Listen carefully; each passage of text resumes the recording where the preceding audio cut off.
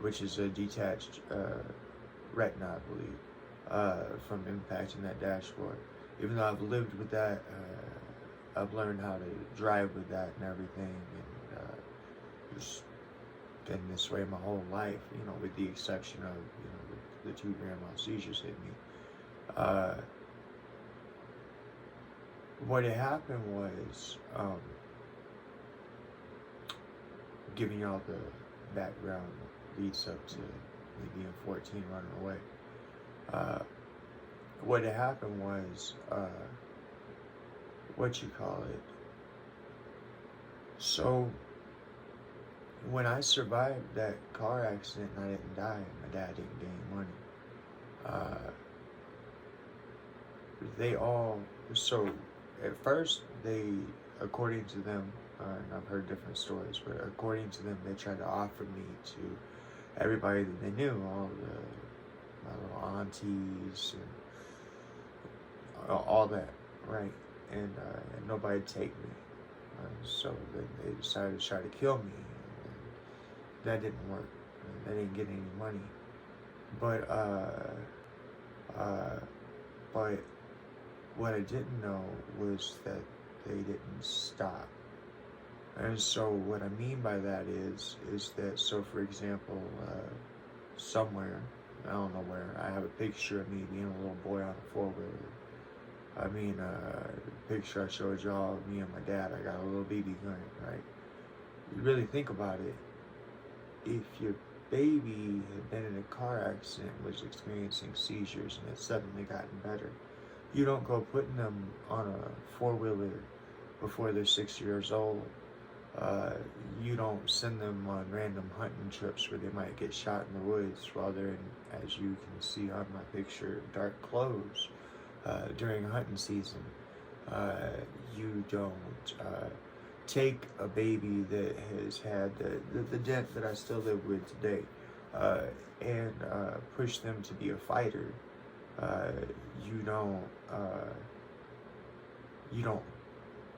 You wouldn't hit that child, right? If it was your child, right? I understand I'm talking about myself, but what I'm saying, and that's the only thing my dad would ever do. Anytime my dad would get mad at me, he would hit me. And he would always hit me in the head, and that's the other side of it. Is it's like, if me and a homie get into a fight, right, and I like this individual, but we're having issues, and we decide that the only way we can handle this is by throwing down and scrapping like men, right? Then chances are I'm gonna hit him in the body, right? Because I like this individual, I'm just mad at them at the time. I don't actually want to damage them. My point being, my father never hit me in my body. My father only ever hit me in my head, on the side where my dent is, aka they were hoping the job would finally be finished. And so, the way I grew up, on the outside, people seeing me, they would have seen a happy kid, because like I said, I had God, okay, my whole life. Thank you, God, being there with me hand in hand, okay. It was the only thing I could count on. It was my personal relationship, sometimes my only personal relationship I had, because the other people that I had hated me, And I didn't realize, hate's a strong word, I didn't realize that was the word that fit, but that is the word that fit. They didn't want me, and they didn't want to just abandon me, they wanted me to die so that they could get money off of me, okay? When I was 18 years old, my father paid me to come home so that he could help take out a life insurance policy on me, and I knew that, but I thought it was to help me be buried, and I remember a lady and all that. Life insurance policy probably still exists on me right now, okay? They were hoping that I would die, that way they could collect on any and everything they could in any way, shape, or form. They saw me as an investment, and for some reason I just wouldn't die. like I say, I've forgiven my father because, like I say, his urn has that grizzly bear on there. The more I thought about it, the more I realized that I had lived this life where I wanted my father's respect. I think much as any son wants from his father, you know. And I never was gonna ever be able to get that from somebody who wanted me to die. And I never knew that, you know. There's a spiritual experience coming up that revealed all this to me, and I'll talk more about it then. But in the meantime, had you experienced me from the outside, you would have seen what I assumed to be a normal child. They diagnosed me with ADHD. I didn't have that. Reason I say that is because now that I'm older and they figured out the traumatic brain injury thing, they put me on Keppra and Dexatrin, or Duloxetrin, something like that. Dexatrin, I think it is. No, Duloxetrin. Excuse me. Dexatrin is something that I was on at one point in time. Please excuse me. That was for my ADHD. So, again, none of that ever worked. They always would put me on the maximum dose, and then they'd move me on to something else. Anyways, I stopped being aggressive as soon as they put me on the Keppra and Duloxetine. I never realized that the traumatic brain injury thing was such a part of my life.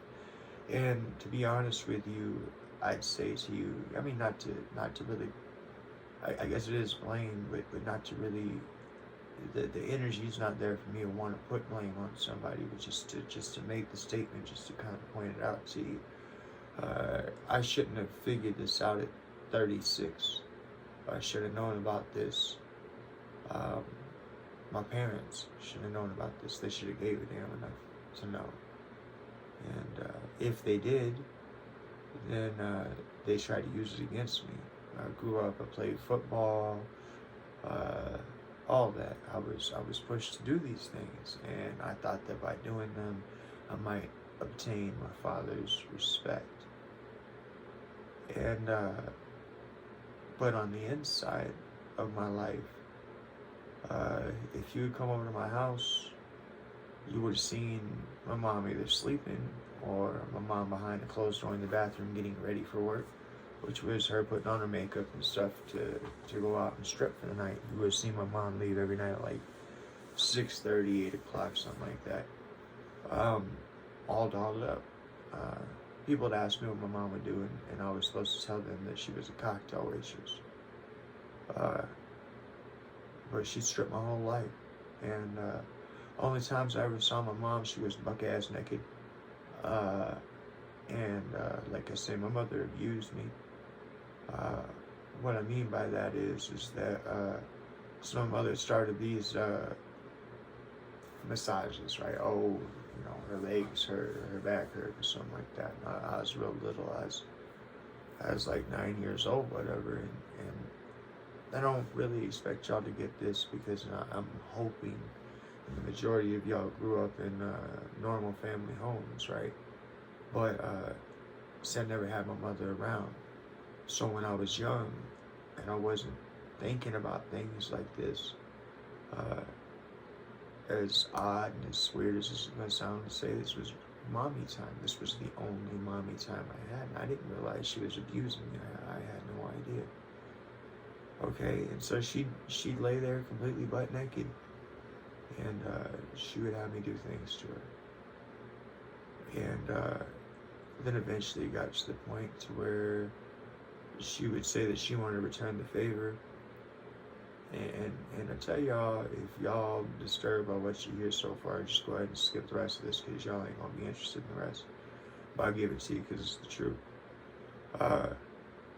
My mom would say she wanted to return the favor, and I was like 9, 10 years old. So anybody know anything about the anatomy, whatever, you know that 9, 10 years old, I wasn't a man yet, right?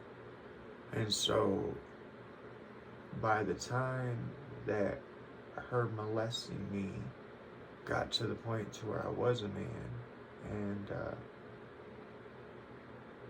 you should be able to figure out what that means. She got scared and she backed off. And what she did to me, her own son, what she did to the guys at the bar. You see, now that she had groomed me, and now that she had raised me, and now that she had meant me to be what she wanted, now she got to, I don't know, psychologically take the power from me, just like she had done to so many other men. The only difference is I didn't want her in that way. I wanted her as my mother, as family. I wanted a mom. And the only thing I ever got was she'd come home drunk or whatever from the strip club, and she'd tell me in great detail what had happened that night, because that was something apparently she liked to do. And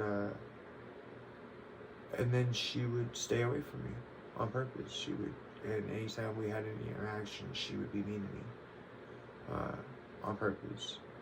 And I come to understand it's the same tactics and stuff that she was doing in the bar with men to make them feel not good enough. Well, congratulations, Mom. You made your son feel not good enough, and I didn't want you in a sexual way. I just wanted to know what having a mom was like. And so anyway, so I was raised by my dad, who was